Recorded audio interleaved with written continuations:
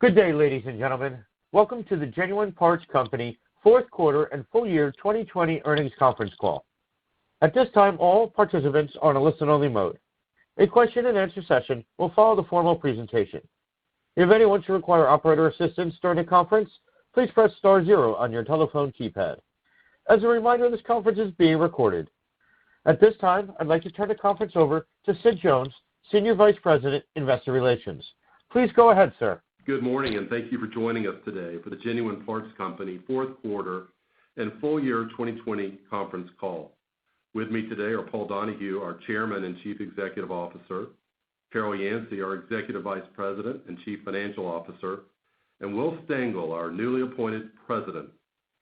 As a reminder, today's conference call and webcast include a slide presentation that can be found on the Genuine Parts Company Investor Relations website. Before we begin this morning, please be advised that this call may include certain non-GAAP financial measures which may be referred to during today's discussion of our reports as reported under generally accepted accounting principles.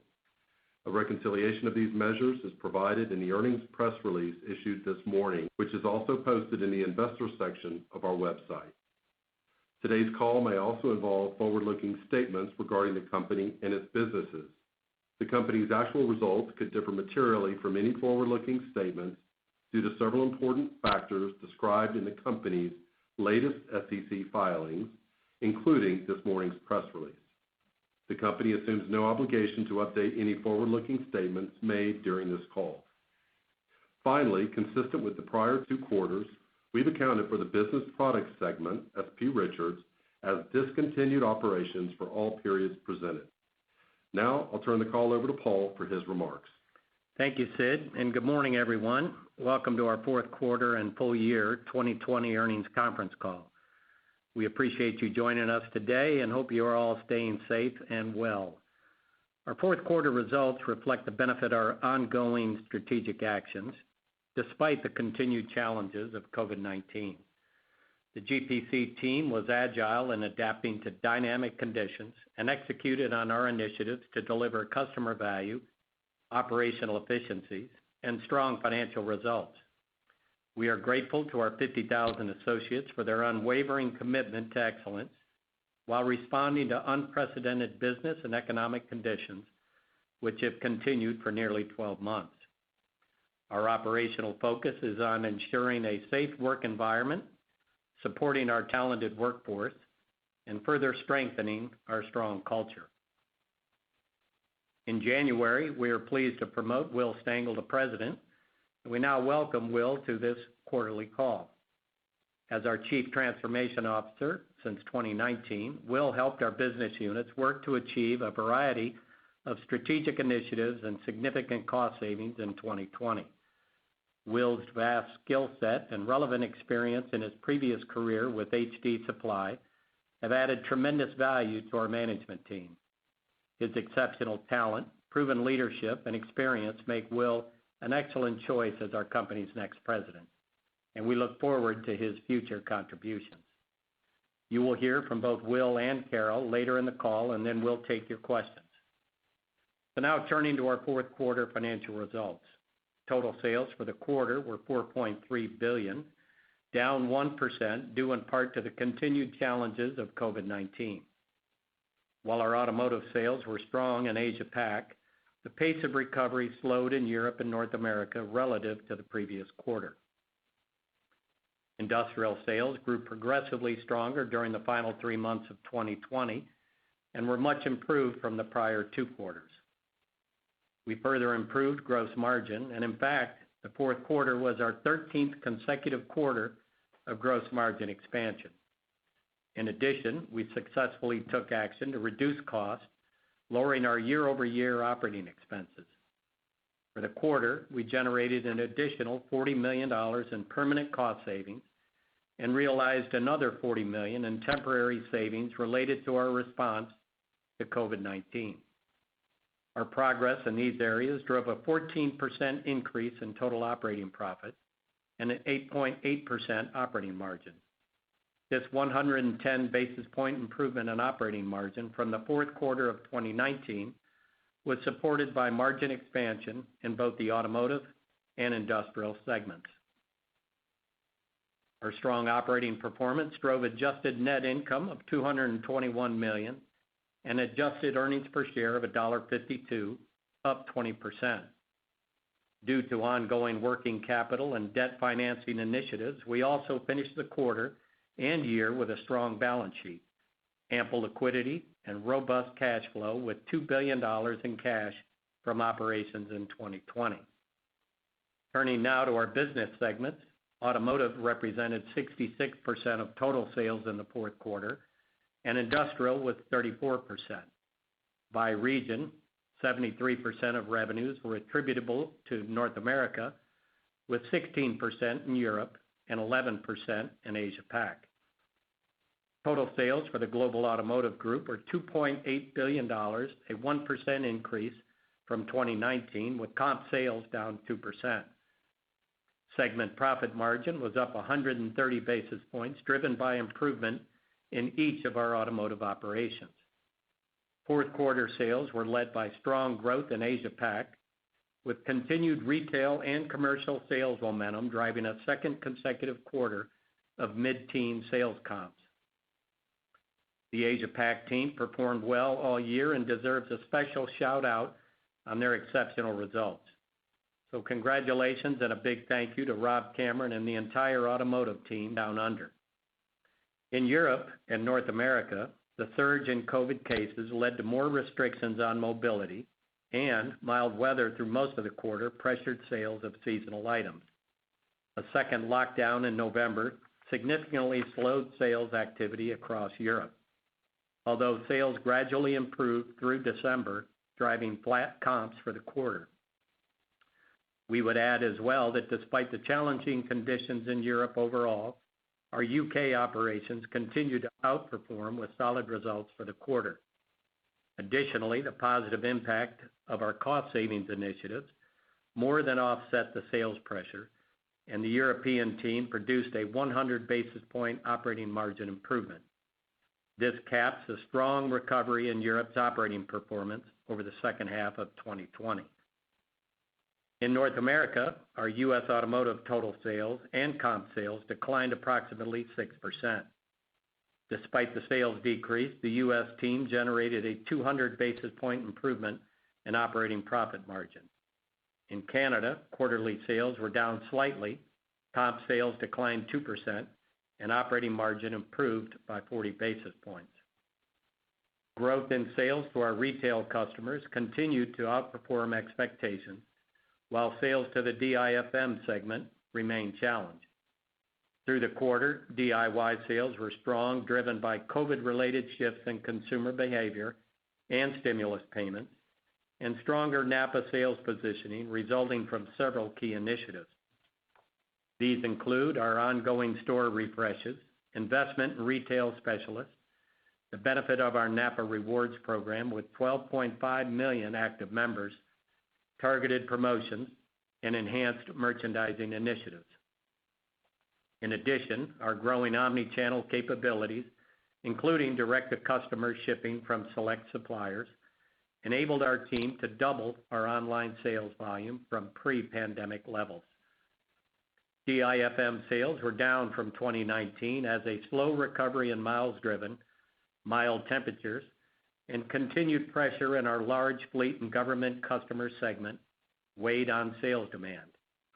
To address these declines and build positive momentum in 2021, our team is focused on several initiatives, including maximizing sales force effectiveness by repurposing our field resources and doubling the number of professional salespeople calling directly on our end customers, the professional repair garages. Continued enhancement of our industry-leading commercial programs and promotions for the professional customer, including NAPA Auto Care and Auto Pro. Improving our inventory availability, utilizing enhanced analytics to ensure more parts for more cars across our store networks. Strengthening our supply chain, focusing on our global supplier relationships, as well as ensuring we have multiple suppliers by category. While we are seeing gradual improvement with supply chain service issues, there is more work yet to be done. And finally, further optimizing our network, including DC consolidations, increasing automation in our facilities, and additional daily shuttles. In 2021, we will also continue to execute on several global initiatives and invest in our omni-channel strategy, both B2B and B2C, to enhance and build new digital catalog and search capabilities, implement strategic pricing initiatives, focus on value-added services, and continue our rollout of the NAPA brand in Europe and Australasia. We also have plans to expand our global store footprint with additional bolt-on acquisitions, changeovers, and new greenfield stores to enhance our competitive positioning across our automotive operations. These initiatives are designed to deliver customer value, sell more parts, and capture market share. To that end, we are pleased to report a strong start in 2021, with January average daily sales up low double digits in the U.S. and for our global automotive group. Backing out the positive impact of FX and acquisition revenues, comp sales were up high single digits in January. We would add that we continue to see little impact of price inflation in our sales, although we expect to see more supplier increases in the coming months and quarters, possibly in the 1% to 3% range for the full year. So in summary, we believe improving product availability, colder winter weather in North America and Europe, and the gradual reopening of the economy are current tailwinds for automotive business. In addition, favorable industry fundamentals, a growing total vehicle fleet, an increase in vehicles aged 6 to 12 years, and expectation for the gradual recovery in miles driven give us confidence in our growth expectations for 2021, despite the ongoing uncertainties due to COVID-19. So now let's discuss the Global Industrial Parts Group. Total sales for this group are $1.4 billion, down 3.3% from last year. Comp sales were down 4.4%, a significant improvement from the 9% decrease in Q3 and the 17% decrease we saw back in Q2. The steady recovery in sales over the last half of 2020 is consistent with the gradual improvement in the industrial economy, which is evident in indicators such as the Purchasing Managers' Index and industrial production. Strengthening conditions, combined with our ongoing initiatives to drive growth and lower cost, resulted in a 70 basis point improvement in segment profit margin and our strongest quarterly return on sales since the fourth quarter of 2007. Sales in North America and Australasia showed similar sales trends for the fourth quarter overall, although December was the strongest month in the quarter in North America. In addition, most key product categories achieved positive sales growth in December, with improved month-to-month sales trends among virtually all the industries we serve. We expect to build on these favorable trends in 2021. As we move forward into 2021, which is Motion's 75th year in business, the industrial team will continue to execute on strategic initiatives to drive profitable sales growth, improve operational productivity, and deliver customer value. These initiatives include building out our omni-channel capabilities to drive organic sales, optimize the value of the Motion website, and accelerate e-commerce growth. Growing our services and solutions business to expand our expertise in areas such as repair, conveyance, and automation. Ongoing disciplined M&A to further boost our products and service offerings while expanding our global footprint and market presence. Enhancing our global pricing and product category management strategies to ensure sales excellence, margin effectiveness, and a product offering that evolves the Motion brand globally. And optimizing our global distribution network via enhanced automation and facility rationalization to lower cost, improve productivity, and deliver excellent customer service. We are confident that our focus on these key initiatives will optimize our competitive positioning as the industrial markets recover to full capacity. We are encouraged to see releases of capital project orders that were on hold throughout most of 2020, which is a positive sign for our greater plant activity in the months and quarters ahead. In addition, we are pleased that our supplier service levels are strong despite extended lead times on select items, and our inventories are in good position to meet expected growing demand. Finally, we currently expect another year of reasonable 1% to 2% price inflation from our suppliers, which compares to inflation of just under 1% in 2020. For additional perspective, we experienced positive sales momentum in January, with average daily sales up 2% for the month. This is better than the sales trends we reported in the third and fourth quarter of 2020, and is a testament to the great work done by the entire industrial team. So despite the ongoing challenges of COVID-19 and its uncertain impact on the global economy and our markets, we are confident in our plans for the industrial segment and look forward to a strong 2021. So let me conclude by providing an update on our ESG initiatives.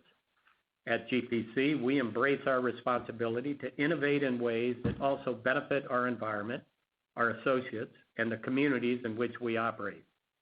Our ESG practices, including human capital management and diversity and inclusion, are discussed in our 2020 Corporate Sustainability Report. In addition, our Board of Directors adopted a formal human rights policy which communicates the company's commitment to upholding human rights in every location in which we operate, as well as our expectation that our suppliers, partners, and affiliates also respect human rights. Our company-wide commitment to sustainability is integral to our corporate growth strategy. We invite you to visit our GPC website to view these documents and learn more about our ESG initiatives. So with that, I'll turn it over to Will for his remarks. Will? Thank you, Paul. Good morning, everyone. First, I want to say that I'm incredibly proud to be a part of Genuine Parts Company. The company has an impressive history of success, and it's an honor to be on the GPC leadership team. I'd like to thank Paul and the board for their vote of confidence. As Paul mentioned, I joined the company in late 2019 as Chief Transformation Officer. Previously, I held executive leadership positions at HD Supply, including time as President and CEO of HD Supply Facilities Maintenance and various other strategy and operating roles. My experience in distribution-related businesses fits well with GPC's portfolio, business model, and strategic initiatives, where consistent profitable growth, operating leverage, strong cash conversion, and disciplined capital allocation are all key value drivers, with the dividend an especially important part of the GPC capital allocation strategy. I'm excited about the future potential of Genuine Parts Company.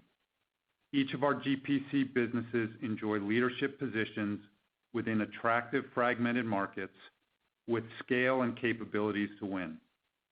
We have leading global brands and long-standing relationships based on reliable customer service and value-added expertise, and our unique culture that is based on a clear set of core values and purpose serves as an important common foundation. Strategic actions taken in 2020 accelerated the transformation momentum built over recent years as we work to simplify the business and further define our critical focus areas. The global teams executed well as we navigated the pandemic and demonstrated an ability to act quickly and deliver results. Our strategic actions provided clarity for areas where we want to increase our focus, including profitable organic growth, driving operating productivity through simplification and integration, disciplined and strategic capital deployment, and investments in talent to develop and build capabilities. Despite a challenging and unprecedented year, our diverse businesses proved resilient and built solid momentum as we enter 2021. In my new role, I look forward to working with Paul and the global leadership team as we align resources within our focus areas to execute these initiatives and deliver value as a team. I'm also looking forward to spending time in our operations and with our customers and suppliers. In addition, we'll continue to further refine and advance our longer-term strategic roadmap. We're excited about the numerous potential opportunities that new technologies and emerging trends could present for GPC. As we look to the future, we feel well-positioned to execute our strategic priorities to the benefit of all our stakeholders, and I look forward to working with the leadership team to drive results. Thank you, and I'll now turn it to Carol for her comments. Thank you, Will. As a reminder, our comments this morning primarily focus on adjusted results from continuing operations, which excludes restructuring, inventory, transaction, and other costs and income. We will begin with a review of our key financial information and then provide our full-year outlook for 2021. Total GPC sales were $4.3 billion in the fourth quarter, down 0.7% from 2019. For the full year, sales were $16.5 billion, down 5.6%, or down 2.3% excluding divestitures. Our adjusted gross margin for the quarter was 35%, a 40 basis point improvement compared to 34.6% in the fourth quarter last year. For the full year, adjusted gross margin improved 100 basis points to 34.5% from 33.5% in 2019. Our team has been focused on a number of margin-enhancing initiatives, and the fourth quarter and full-year gains represent the 13th consecutive quarter and the 5th consecutive year of improved gross margin for the company. Our steady progress in expanding gross margin in the quarter and the year reflects a variety of factors, including the favorable impact of sales mix shifts to higher gross margin operations, positive product mix shifts, strategic pricing tools and analytics, global sourcing advantages, and strategic category management initiatives. In addition, the full-year gross margin also benefited from acquisitions and divestitures, which impacted our results through the 9 months. We would add that these positive factors were partially offset by a decrease in supplier incentives due to lower purchasing volumes. And finally, as we assess the pricing environment in the fourth quarter and 2020 overall, there was minimal impact of price inflation in our sales and gross margin. As Paul mentioned earlier, we'll see how this plays out in 2021, but we have not had any impact of inflation to this point in the year. Our adjusted selling, administrative, and other expenses were $1.1 billion in the fourth quarter, down 2.8% from last year, and representing 26.6% of sales compared to 27.2% last year. For the year, these expenses were $4.4 billion, down 3.9% compared to last year, and 26.5% of sales compared to 26% in 2019. The decrease in operating expenses for the fourth quarter and full year reflect the favorable impact of our permanent and COVID-related cost actions implemented throughout 2020, as previously discussed. As mentioned on our third quarter conference call, in accordance with our 2019 $100 million cost savings plan, we successfully achieved the $100 million annual target ahead of schedule. We are pleased to report an incremental $40 million in savings recognized in the fourth quarter and $150 million in permanent expense reductions for 2020. In addition, our team continued to execute on a number of additional savings initiatives in response to the impact of COVID-19. These initiatives contributed temporary cost savings of approximately $40 million in the fourth quarter and $300 million for the full year. Combined, we generated approximately $80 million in total savings during the fourth quarter and approximately $450 million for the full year, driven by transformative reductions in payroll and facility costs, as well as temporary savings from furloughs, reduced travel and entertainment, government subsidies, and other initiatives in response to COVID. We expect our permanent cost savings to carry over into 2021, and we'll continue to manage our expenses to further improve our cost structure and operating performance. Our total operating and non-operating expenses were an adjusted $1.2 billion for the fourth quarter, down 3.4% from last year. This represents 28.1% of sales, down 80 basis points from 28.9% in 2019. For the full year, these expenses were an adjusted $4.7 billion, down 3% from the prior year, and representing 28.4% of sales.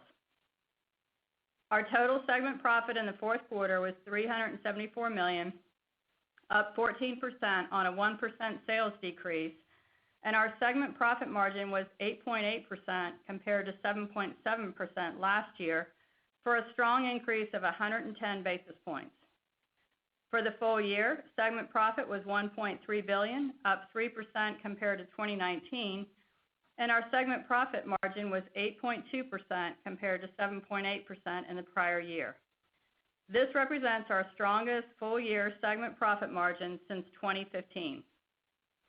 We had net interest expense of $21 million in the fourth quarter, and for 2020, net interest was $91 million, which is essentially flat from 2019.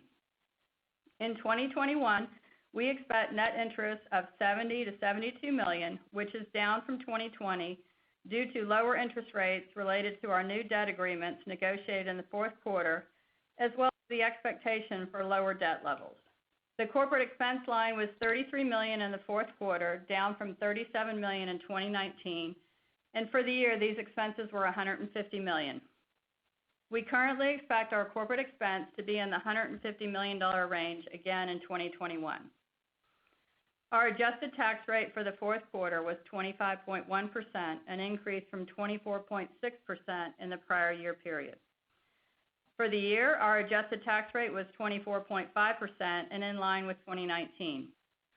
We are planning for a full-year tax rate for 2021 in the range of 24.5 to 25.5. Fourth quarter net income from continuing operations was $172 million, with earnings per share of $1.18. Adjusted net income was $221 million, or $1.52 per share, which compares to $186 million, or $1.27 per share in 2019, for a 20% increase. For the full year, reported net income was $163 million, or $1.13 per share, and adjusted net income was $765 million, or $5.27 per share. So now let's discuss our fourth quarter results by segment. Our automotive revenue for the fourth quarter was $2.8 billion, up 1% from the prior year. Segment profit of $240 million was up 19%, with profit margin at 8.5% compared to a 7.2% margin in the fourth quarter of 2019. The 130 basis point increase in margin was driven by improved operating results across each of our automotive businesses for the second consecutive quarter. So an excellent job of operating by our automotive teams, and we look forward to continued progress in 2021.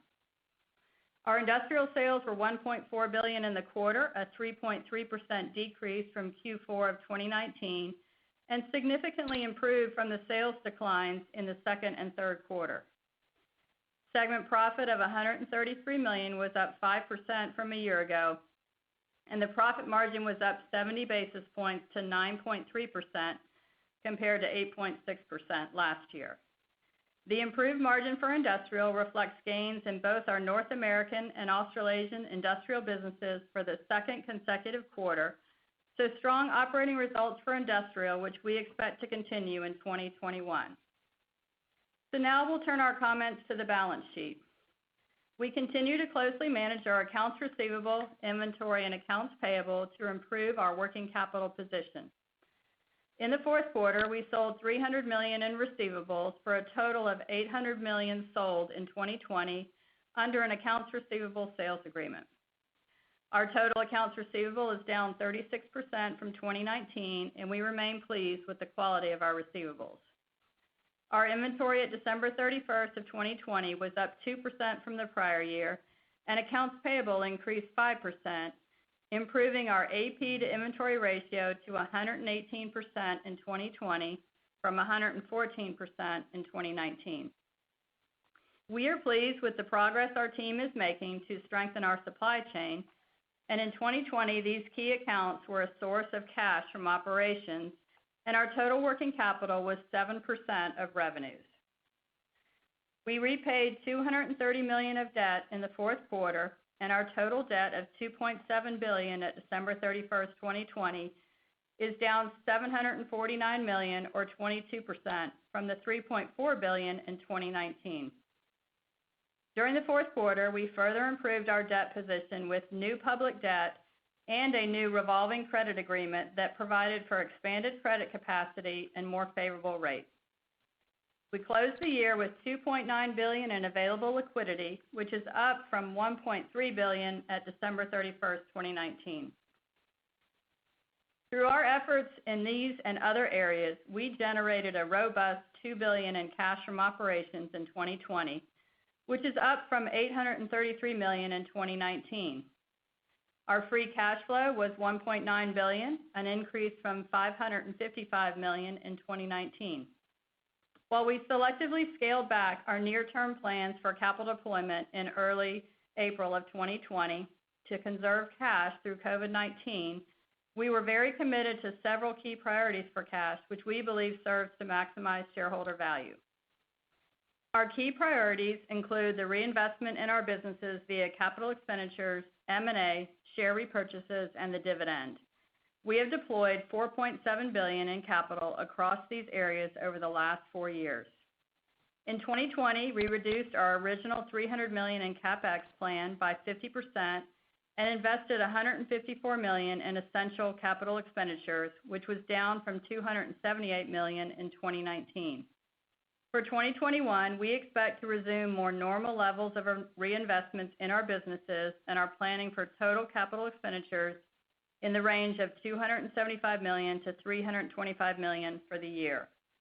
We also pulled back on M&A activity in 2020, although strategic acquisitions remain an important component of our long-term growth strategy.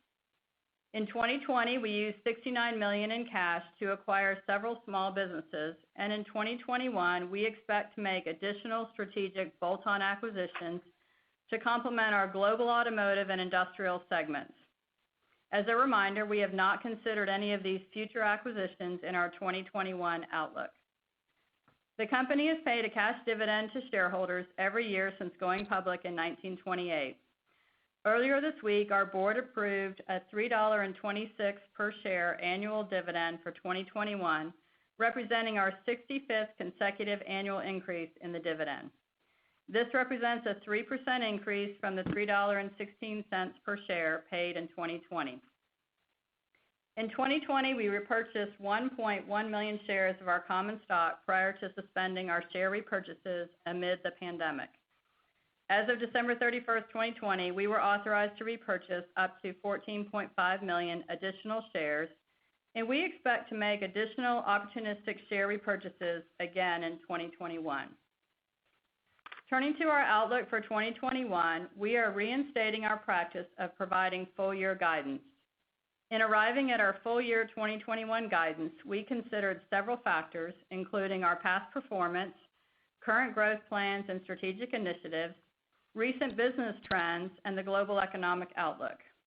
In addition, we considered the continued uncertainty of COVID-19 and its potential impact on our results. With these factors in mind, we expect total sales for 2021 to be in the range of +4% to +6%. These growth rates assume a relatively neutral impact from foreign currency translation, minimal price inflation, and as mentioned before, exclude the benefit of any unannounced future acquisitions.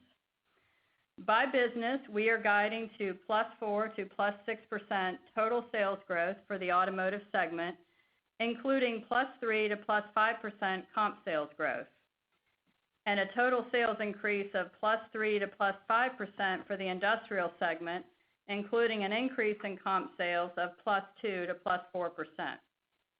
On the earnings side, we currently expect diluted earnings per share to be in the range of $5.55 to $5.75. This represents a 5% to 9% increase compared to our adjusted diluted earnings per share in 2020.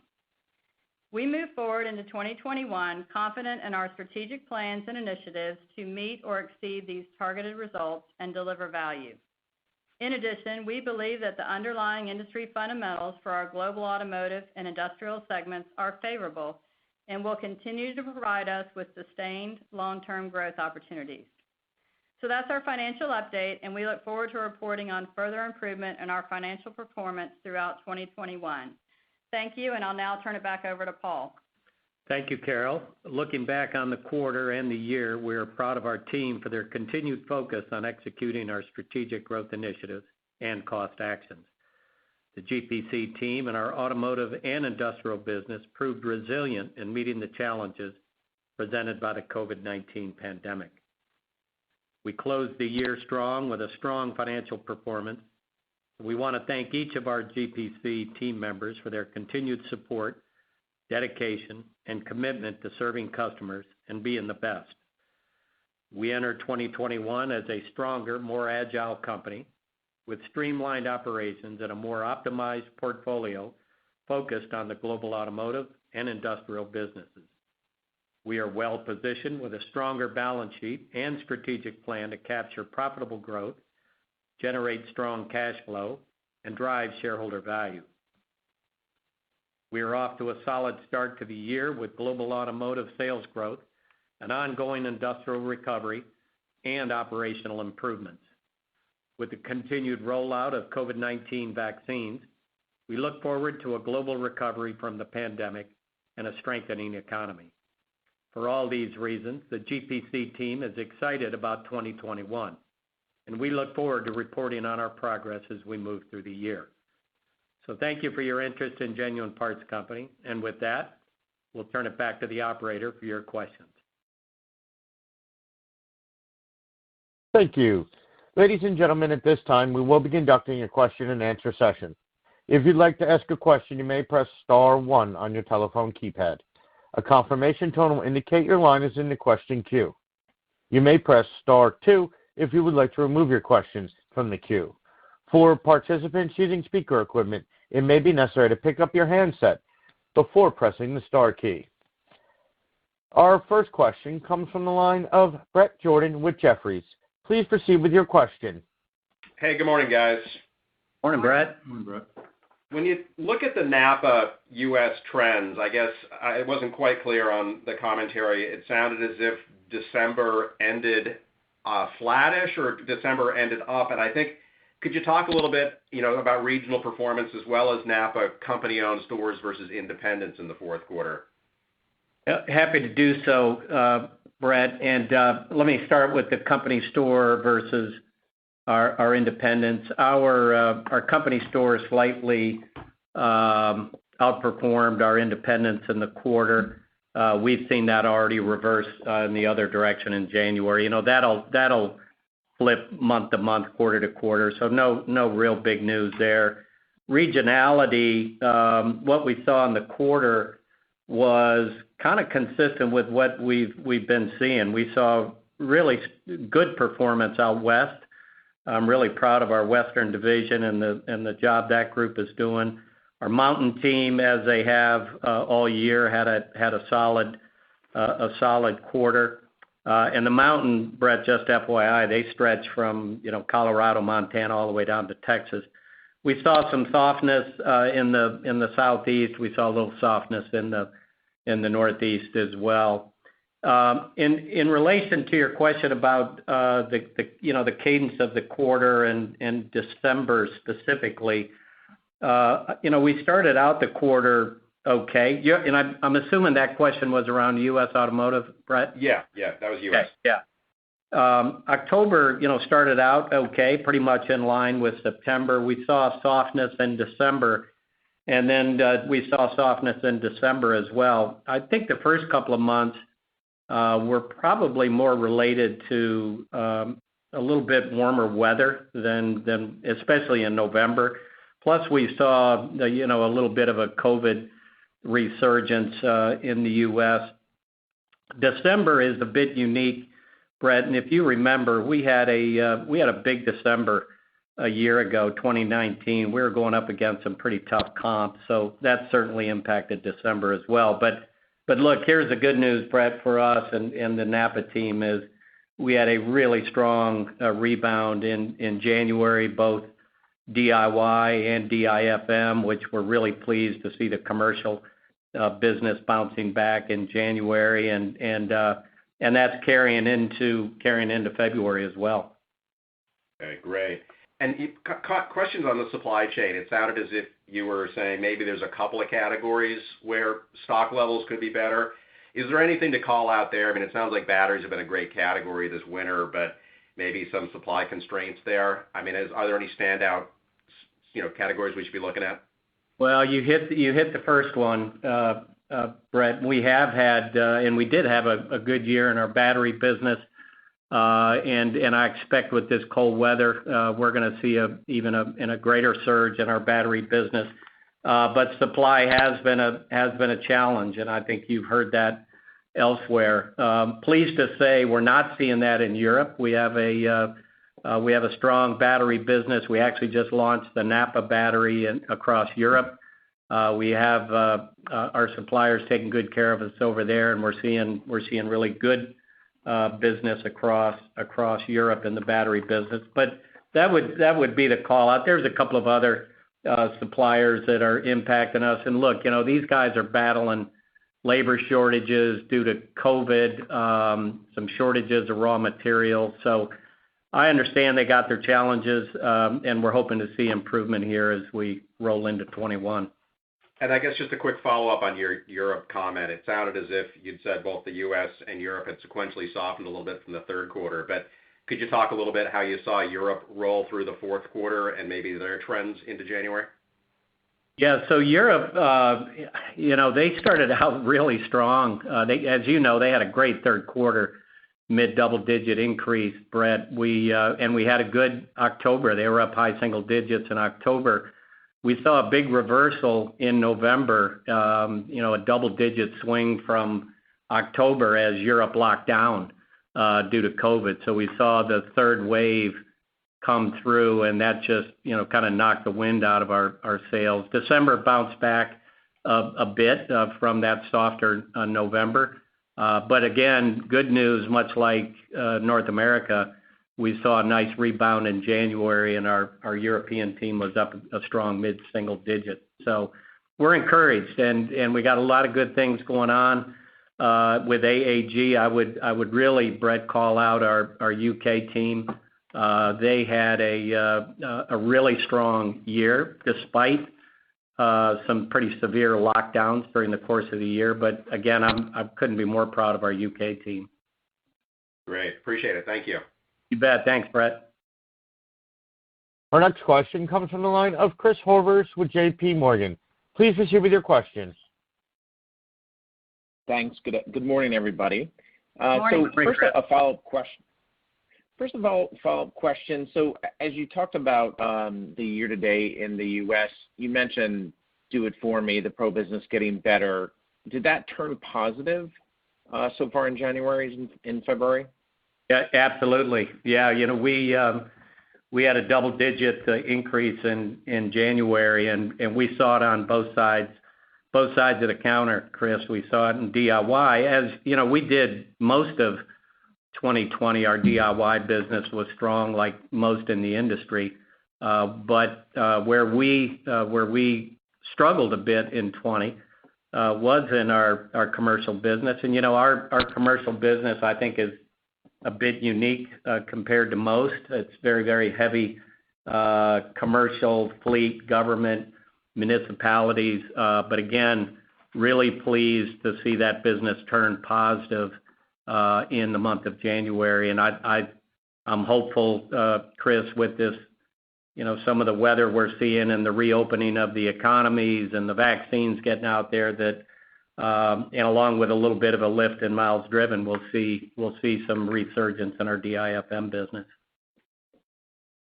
And then following up there, as you think about the fleet business, how are you thinking about that? Obviously, there's been some strain on, colleges and governments, and are you seeing any sequential improvement in those businesses?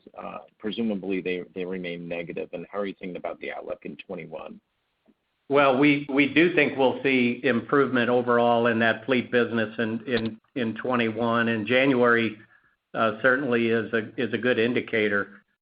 Chris, there's a ways to go. We are, by any stretch, we're not out of the woods in relation to the upheaval caused by COVID, but we are seeing green shoots, and we are pleased to see a real solid January.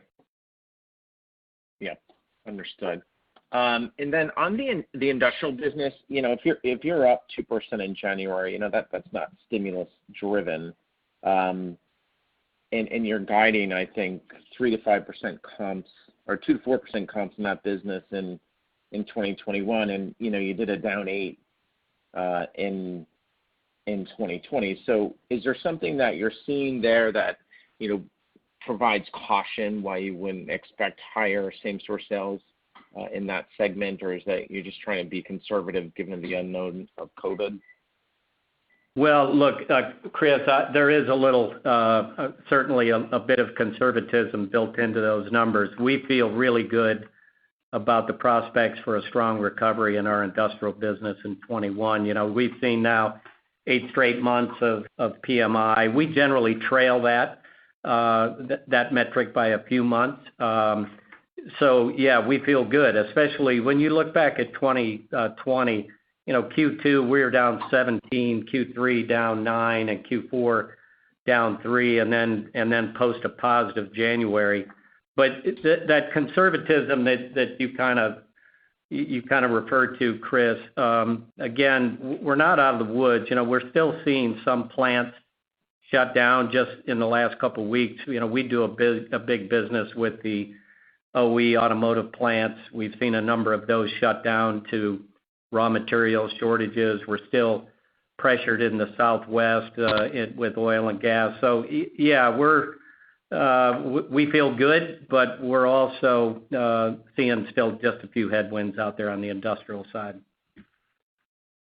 Got it. And then last question is, Carol, can you talk about how you're thinking about gross margin rate in 2021 and as well as SG&A, given you did have a big COVID cost savings number that you're going to have to lap against?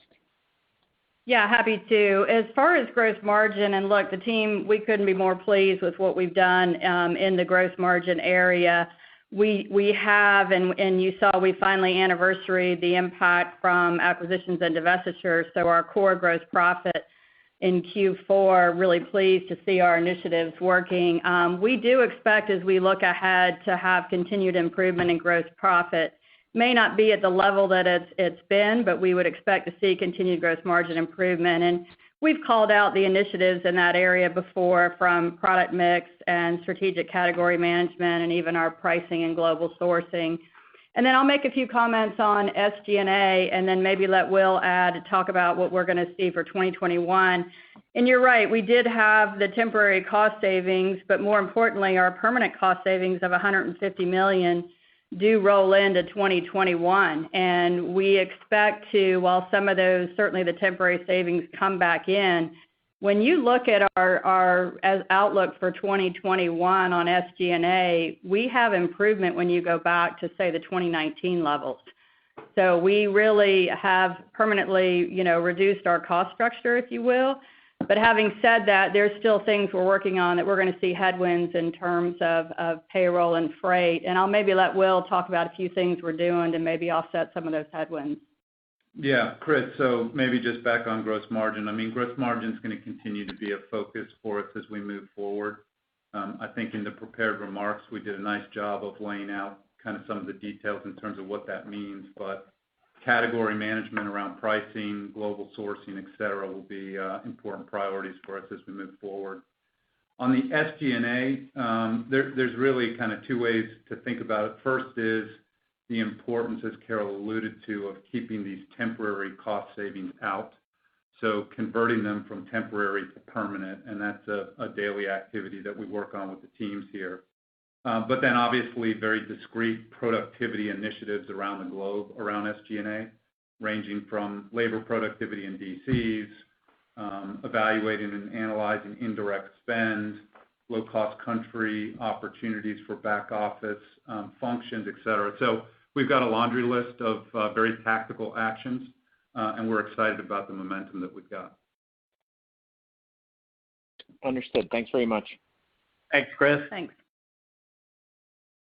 Ladies and gentlemen, in the interest of time, if you could please limit yourself to one question and one follow-up question so we can get to everyone's questions. Our next question comes from the line of Michael Montani with Evercore. Please proceed with your question. Hey, everyone. Good morning, and thanks for taking the questions. Also, just wanted to offer congratulations to Will on the promotion. So, Thank you, Mike. if I could start off, thank you. Just was on the SG&A front. First off, is there a way to think about the potential dollar growth year over year and/or the kind of organic comps that we would need to see to get natural leverage there? Carol and Will, I think historically kind of 2 to 3% was the number organic growth, but if you could give us an update there. Yeah, look, we have, and as you have seen, we are guiding to organic growth at in the 3 to 5% range. We certainly expect to have margin improvement with that organic growth. And again, we're looking at getting ourselves back to certainly to a sales level at where 2019 was, but a profit and operating margin level that's greater than that. So I think it's at the low end of the 3% that we can have margin improvement, and I certainly think that you'll see that with some of the initiatives we talked about. Okay, great. And if I could, just on the Napa front, just wanted to parse out in the fourth quarter, if there's any extra color you can share, Paul, on DIY versus DIFM comps, and then if you could help us just to understand the traffic and ticket split for the comp. Yeah, thanks, Mike. I'll let me take the latter part of that question first. As we look at ticket comps and we look across the globe, I'm really pleased with the trends we're seeing in Australia. Our Asia Pac business was up strong in both average ticket size and traffic. Canada, we were up both average ticket size and traffic. U.S., our average ticket was up, which has been a trend we've seen for a number of quarters now. Traffic was down a bit in the U.S. Again, not a surprise because we saw a real surge in our digital online, deliver to store, pick up at curbside. So folks are still a little bit reticent, I think, to walk into stores.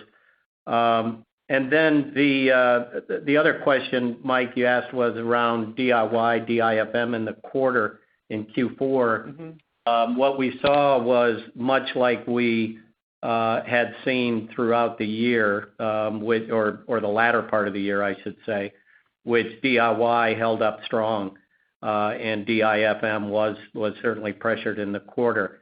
But again, as I think I mentioned earlier in a question, really pleased to see both trending up in January. So we're cautiously optimistic that we're going to see our DIFM return to solid growth in 2021. Great. Thank you and good luck. Thanks, Mike. Our next question comes from the line of Scot Ciccarelli with RBC Capital Markets. Please proceed with your question. Hey guys, this is Beth Reed on for Scott. Just had a question on the acceleration in the U.S. auto business that you're seeing into January and February. Is there any way to kind of quantify the impact of stimulus on that acceleration and any other factors you would call out that you think are the main drivers? Yeah, thanks, Beth. Look, stimulus monies are definitely impacting the DIY business, I think, not only for us, but our peer group. But we are a dominant DIFM business. That's 80+% of our business, Beth. So I don't really believe we see much impact, if any, stimulus on our DIFM business.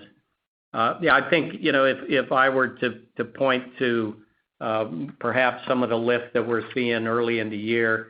Look, the weather's a factor. There's just no two ways about it, and we're seeing a return to a more normalized winter that we haven't seen in a few years. What's unfortunate, Beth, and we don't we don't want to take this lightly. There are lots of folks out there in the Texas region that are without power. They've been without power for a couple of days. So we don't mind seeing winter. I just wish it wasn't quite as extreme, and the impact that it's having. We've got a number of distribution centers, branches, stores that are closed throughout Texas, Oklahoma, Tennessee, Mississippi, Alabama. So it's definitely taken a toll here this week.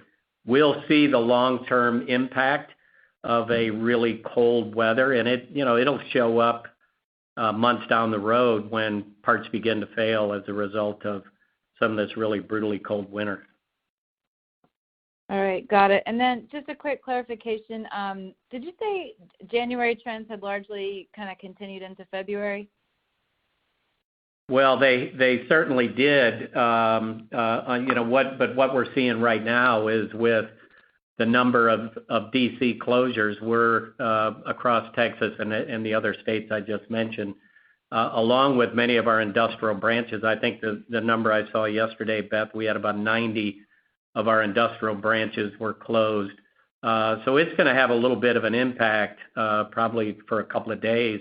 But again, we'll recover, and I expect that'll have a positive impact longer term on our business. Got it. Appreciate the color, guys. You're welcome. Our next question comes from the line of Daniel Imbro with Stephens. Please proceed with your question. Yep, thanks. Good morning, guys. And I'll pass my congrats on to Will. Carol, I wanted to start, and apologies if I missed this, but trying to square away the cost cutting last year with maybe some of the organic growth slowing. You targeted $100 million. Obviously, you exceeded that meaningfully. I think you said 150 in permanent cost cuts.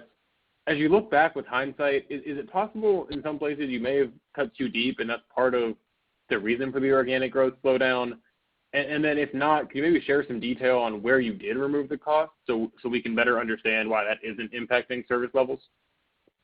Yeah, look, as you look at our cost savings, and again, this was done early on in response to the very drastic declines in volume that we saw from Europe starting at the end of Q1 to North America and other geographies.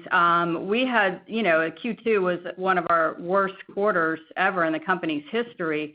And with that, there was actions that needed to be taken, and as it related to reducing payroll, reducing positions. We had furloughs. We had, deferred travel and entertainment. We looked at facility and lease reductions. We looked at our facility costs. We looked at anything and everything. And it was, again, we did that without impacting our service, but we did it to adjust to the lower volumes. And then as volumes have come back, we looked at, those costs, again, some of those costs had to come back in. During this time, we also didn't let up on our investments in productivity and automation. So we had a number of automation projects that we continue to work on that would help us with productivity improvements, where we rationalize facilities and put in more automated conveyor systems. That helped us as well. So again, the permanent savings go back to a year ago. Those were largely payroll related, the $150 million. Again, we were very comfortable to how those were done. The temporary ones were just that. They were temporary in nature. And remember, part of that temporary was government subsidies. So again, we had about $60 million in government subsidies that are non-recurring. The fact of the matter is we go into 2021 with a lower overall cost base and excitement about the initiatives we have in place to keep our cost structure down. Hey Daniel, I'd just add a comment to that as well, because it's been mentioned before, and I touched on it in my prepared remarks. But just to call out, in our NAPA business here across the U.S., we have over 3,000 sales professionals between our company stores and our independent stores that are working with our shops and professional garages every day. So that the thought of did we cut too deep? We don't believe so. And again, I think what we saw were some transitory challenges in 20 that are gonna bounce back in 21. Got it. That's helpful. Thank you guys for that. And then I wanted to ask a clarifier on the comp growth you said earlier, Carol. I think you said within auto, 3 to 5% comps with 4 to 6 total revs, and then industrials 2 to 4 with total revs of 3 to 5. Both of those would imply roughly only 100 basis points of FX headwind. I guess, can you help me understand how they have a similar amount of headwinds between the segments when automotive has a much larger European footprint? So I would think FX is more of a tailwind to the auto business. So trying to reconcile, the magnitude of FX impact. Thanks. Yeah, just to be clear, the same-store sales guidance that we gave in relation to the total sales is more of the impact of the carryover of acquisitions from 2020. So we had a number of bolt-on acquisitions in the automotive space, and then we also had 3 industrial acquisitions late in 2020. So the 1% differential is the carryover of M&A. Our implication for foreign currency is really neutral, and we also have inflation at neutral in these numbers. As Paul mentioned, we expect we will see some inflation at some point. But this is truly just what we know today as far as organic growth plus a little bit of carryover from acquisitions that's in that guidance. Got it. Really helpful. Thanks so much. Thanks. Yeah, thank you. Our next question comes from the line of David Bellinger with Wolfe Research. Please proceed with your question. Hey, thanks for taking the question here. I want to follow up on January, but in a bit of a different context. So a few of your auto parts competitors have indicated comparable sales accelerated into the double digits into January. It seems as though NAPA comp sales are up high single digits at this point. So is there anything that's changed versus your peers from the last few quarters? Is there something strategic on your part that's helping to narrow the gap versus competitors, or is it really the mix of business that's driving that better delta now? Well, look, David, it's a reasonable question. We've been working on a number of initiatives throughout the course of 2020 that I would tell you I think are really beginning to take hold. We are not nearly as weighted towards the DIY side. So even though we're seeing some nice lift in DIY, it's not going to move the needle for us like DIFM. So what I would point to and how we're narrowing that gap is, the slight recovery we're seeing from COVID, markets opening back up. I think we're going to see miles driven tick back up. We haven't seen any official numbers out of December, January yet, but that coupled with some winter weather is all going to help spike our DIFM business. And again, we're really, really pleased to see that spike in the month of January. Got it. Okay. And then my follow-up here, how are you thinking about the pace of parts inflation throughout 2021? You mentioned a limited benefit last year, maybe a low single-digit rate coming this year. Are you getting ahead of that now and flowing some price to both DIY and commercial given strengthening demand? And do you expect to fully offset any cost increases through price this year?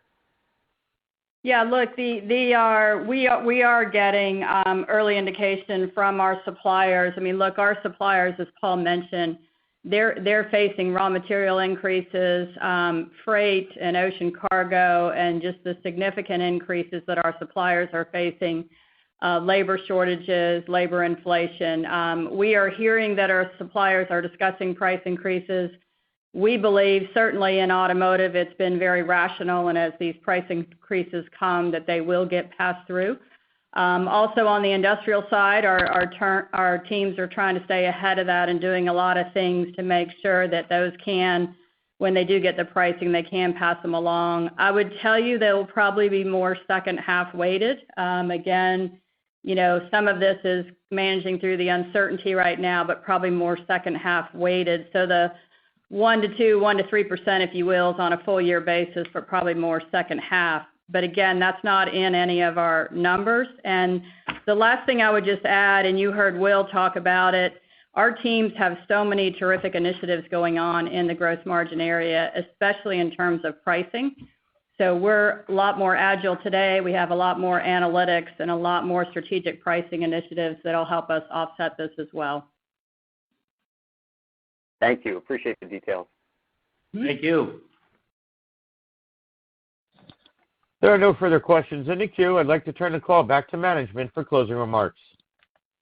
We'd like to thank you for your participation in our year-end and Q4 conference call. As always, we appreciate your interest and support of Genuine Parts Company, and we look forward to reporting out to you on our first quarter results in April. Thank you and have a great day. Ladies and gentlemen, this does conclude today's teleconference. Thank you for your participation. You may disconnect your lines at this time, and have a wonderful day.